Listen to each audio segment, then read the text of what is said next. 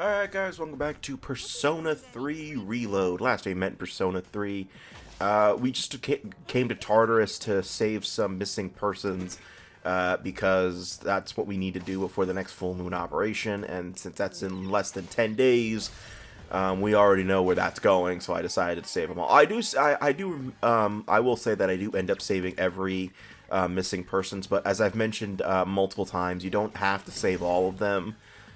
You really there's only really two that you really should be prioritizing, because they're one of your social links. But besides that, you really don't have to prioritize the other ones unless you're going for Elizabeth's requests, or you want to be a good person and save people.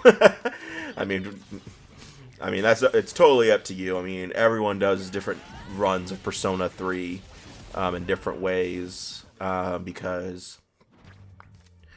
whatchamacallit, that's just how this game works. I mean you could probably go the entire game without saving anybody. In fact, that's how you do the challenge, where you can go through all of Tartarus in one night. You basically let 10 people die. Yeah, it's unfortunate, but yeah, you do leave 10 people to die because of that. Is it 10? Yeah, I'm pretty sure it's 10.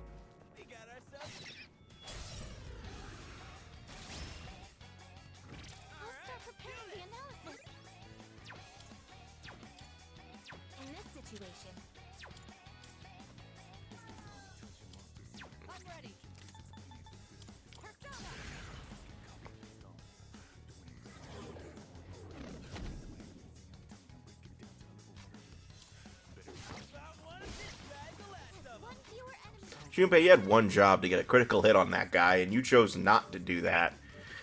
I hate you.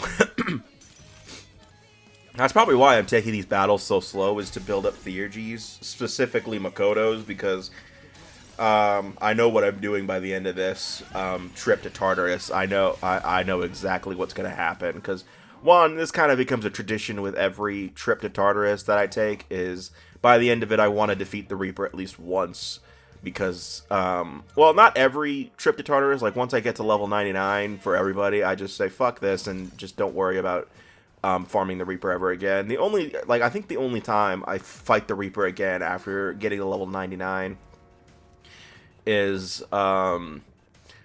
because I have to do it for Elizabeth's request, because the thing is that you have to show proof that you defeated the Reaper to Elizabeth, which is giving her the bloody button. And, well, you most likely end up selling all of your bloody buttons if you defeated the Reaper before the request pops up, because it pops up pretty late into the game. It doesn't just pop up when you first encounter the Reaper, so you actually have to actively kind of wait a little bit. I say a little bit, but it's like towards the end of the fucking game, when that request pops up. And it's because that's kind of the point when the game sort of thinks that you're ready to fight him. The game kind of assumes I think it pops up in December. I think it's December. The game just kind of assumes you're ready to fight the Reaper, because at that point you should be around level 70-ish if you're just going for a traditional Persona run. Like, you're not exploiting the game and using the Reaper to get to level 99. The game kind of assumes you're around level 70. Because as I said before, I think I said this back in the Persona 5 Let's Play, you don't really need to be level 99 to beat this game. Hell, you barely need to be level 50. Because I've seen some challenge runs where people are like level 20 and beat the final boss. Well, it also just depends on the difficulty you're on, and just how much of a challenge you want. Like, if you're playing on Merciless, there's ways to make it to where you're really low level by the time you get to the final boss of the game.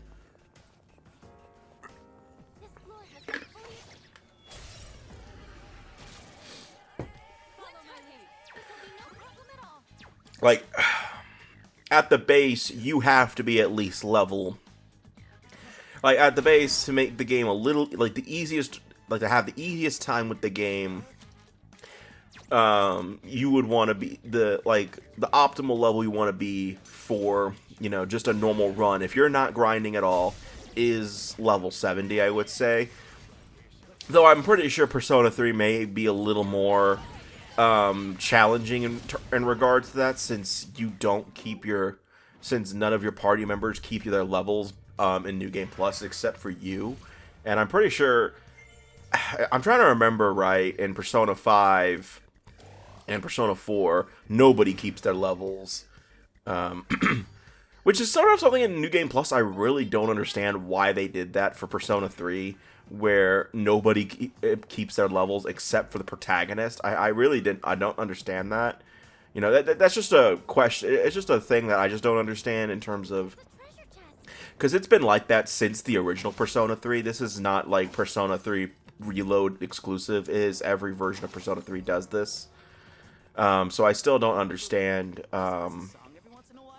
what exactly the point is of that, and I've never really wondered that. My immediate assumption is because they want you to be able to perfuse any persona you want at the beginning of the game, because your New Game Plus playthrough is most likely a preparation run for your fight against Elizabeth. And because most people tend to take on Elizabeth in their New Game Plus run because it's just because you have access to the likes of Orpheus Telos. And Orpheus Telos was kind of designed with Elizabeth in mind, somewhat. I will say this, I still don't end up beating Elizabeth in this game for this Let's Play with Orpheus Telos. And that's just mainly because I don't give a fuck. I've never really beaten any of the Velvet Room attendants in the Persona series. To my knowledge, I've never really tried to, because I mean, unless you want to count Marie from Persona 4 Golden, but really that's a mandatory fight, so it's not that challenging at all. But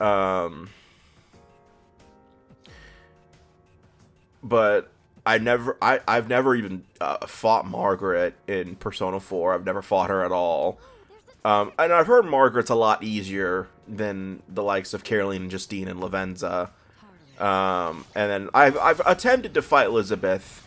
And I did pretty well in this run. I won't show it off because I'll show off like my first run of it, because I think I took like an hour session trying to just see if I could even attempt to beat her, and I got close, but I ended up fucking up and breaking one of the rules by accident. And that's kind of the reason I always lose to Elizabeth, is I always unintentionally break one of the rules that the game doesn't really tell you about, and end up just screwing myself over and getting myself killed.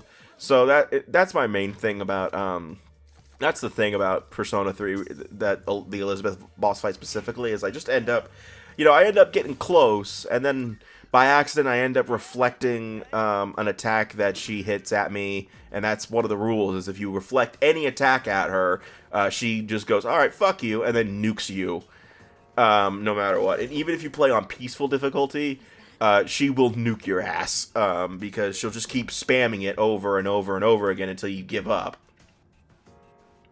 And she'll also just use a full heal, because that's just, again, she wants your ass dead. Good day. Here are my requests. I can sense. So you can't give me like a more, direct place of it being. You have to say is level. Oh, I'm laughing at the fact that Junpei is level 52. Well, I'm taking him with me. I only have like one or two more counters before I have to just charge my Persona gauge. So the only reason I'm leaving everybody else behind and not Junpei is because he is level 50, and it's kind of fucking pathetic. Dude, Fuka's power is so sick. Do you think you could help me find a book I lost in my room? I'm sure you can find it yourself if you look hard enough. Damn, Fuka. Oh, this is a guy. I know this is probably a habit I probably suffer from, and I probably me alone.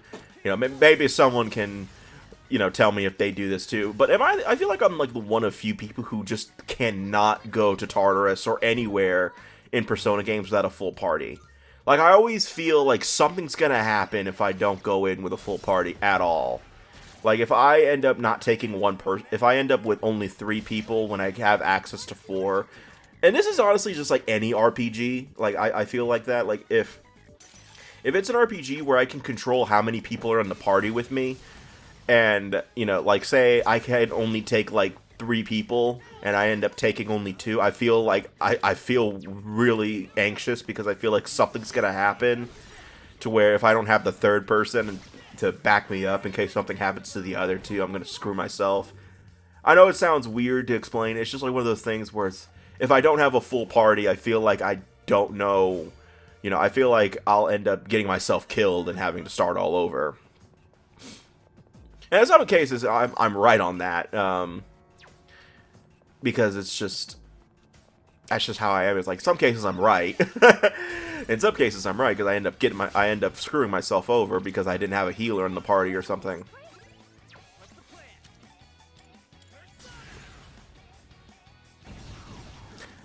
Like, there are times where you know, if I'm doing like grinding in Persona games, I'll just take my protagonist by himself and have him, you know, go crazy.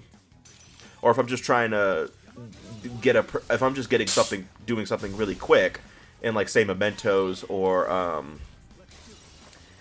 well, Mementos in Persona 5 or Tartarus in this game, because I'm like trying to get a persona I need or something like that, then I'll take my protagonist by himself. If it's like a low level area and I'm like level 99, I'll take him by myself.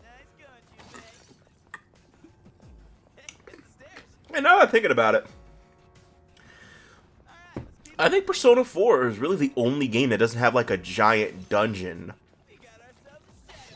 like 5 and 3.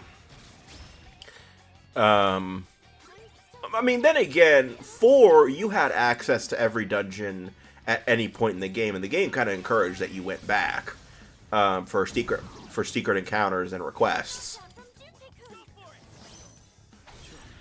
So, I guess that's probably why, is because they just gave you access to every dungeon in the game anyway.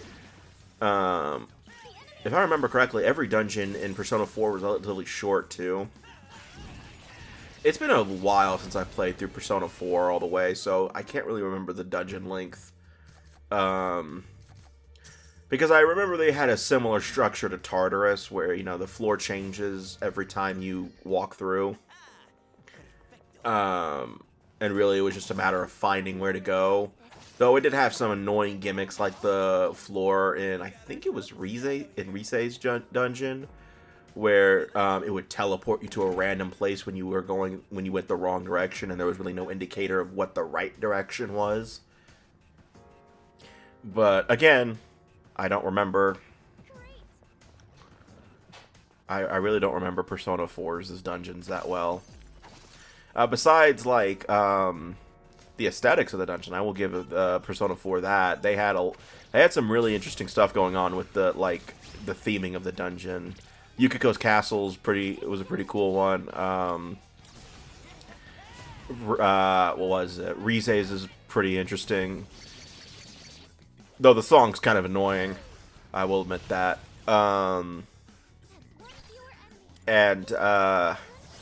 Who was it? The video game dungeon. I liked that one a lot. I forgot his name, though. I think it was Mitsuo was his name? Mainly because I think his boss theme it was a Shin Megami Tensei reference in terms of the name on the in the soundtrack. I also did like Adachi's dungeon, especially the theme behind it. I think it was called Long Way. I actually really love that theme.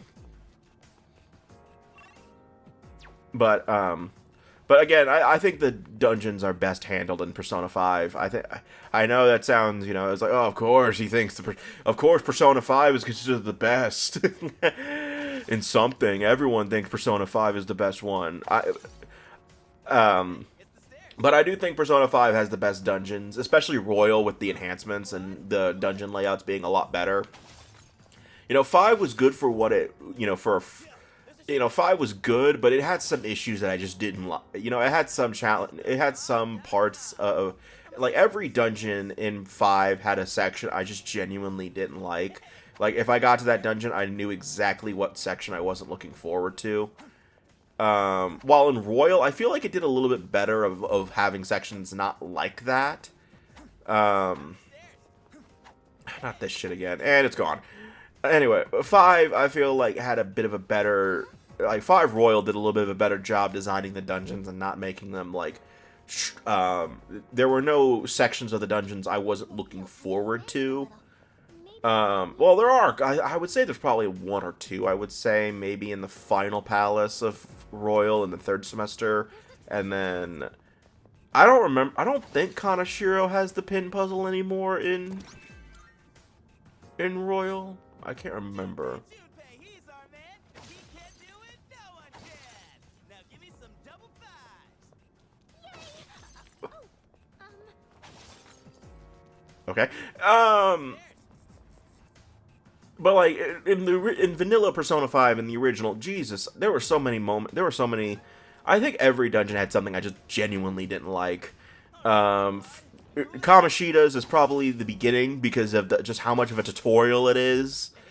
Madarame, I didn't really like the painting. What was it? I didn't really like the part where you have to like jump in the paintings, if I remember correctly, where you have to jump in certain paintings and navigate through them. I mean, it was a cool idea. I just didn't like how it. I just didn't like how much time it took. Is that it? No, I'm thinking of no. It's the one where you have to find the real Sayuri, and like it's kind of hard to tell which one's the real one, you know, from the camera angle of Persona 5. So it was kind of hard to tell. I didn't like that a lot. Kanashiro's already mentioned the pin puzzle. I fucking hated that section. Okumura's is almost the entirety of Okumura's palace. I just genuinely hate Okumura's palace. Because, well, I mean, everyone talks about the airlock puzzle, and fuck that section. But I more hated the section at the beginning of the palace where you have to navigate those long ass hallways to look for the senior officer or something like that. And then you have to ask them a series of questions, and if their answers seemed right, you fought them and then got their security keys.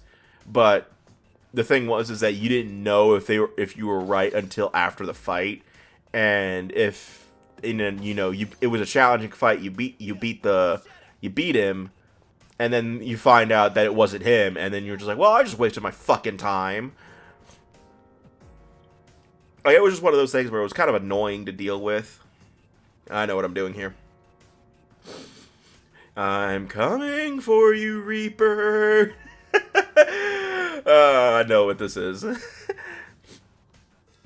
don't know why, but like just towards the end of the game, especially like when I get the ambush, I just like imagine the Reaper sees me and he's like, "Oh shit, it's him! Oh god, I gotta get out of here!" It's like, I gotta get out of here!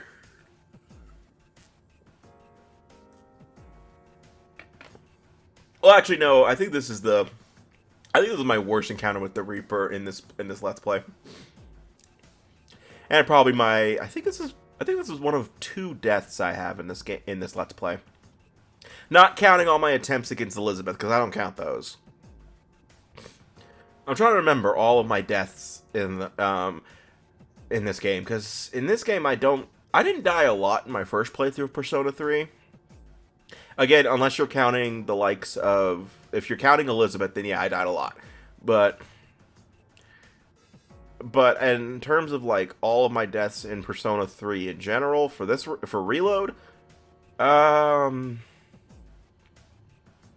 think I got screwed over during the Fortune fight. And then... No, I think I died one time to a Monad fight, because I just straight up had an idiot moment and used Vorpal Blade on an enemy that countered it, and it killed me. But besides that, those are usually my deaths in Persona. Is I use a really strong physical attack on an enemy, thinking, oh, they can't counter it, and then I see the counter prompt pop up on the screen right there, and like the little reflect icon, and I'm like, ah, shit.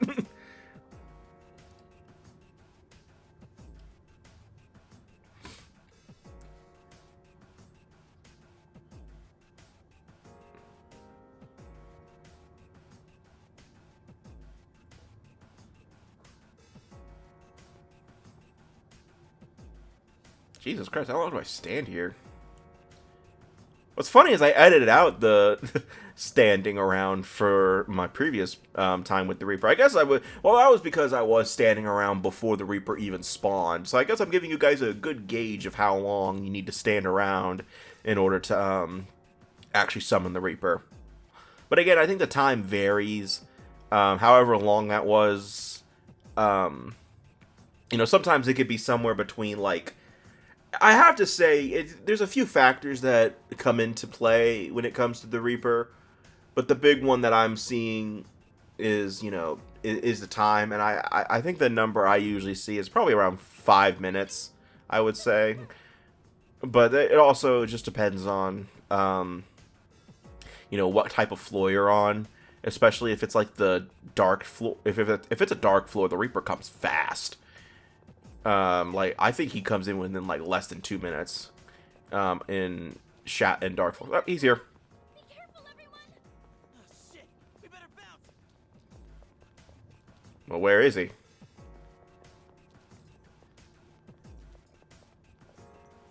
Yep, I hear him. Damn, there it is.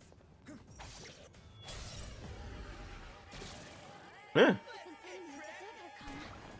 give it everything.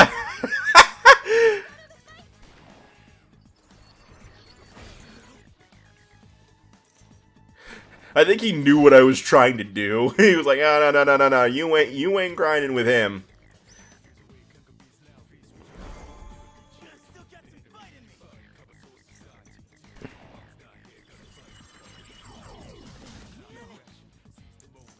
Oh no.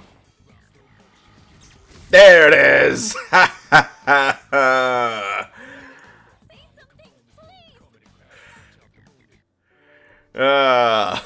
There it is. Yeah. Unfortunately, yes, I do have to start all over. But luckily, I didn't make any progress in Tartarus, so it doesn't matter. Because luckily, how it works is it starts from your visit from the lobby of Tartarus and not like your actual save slot. But, yeah, so that was an embarrassing way to end the part. So the next time we meet in Persona 3 Reload, we're going to continue exploring Tartarus. Hopefully, I actually kill the Reaper. But we'll find out next time. See you guys next time for whatever I do next. And take care.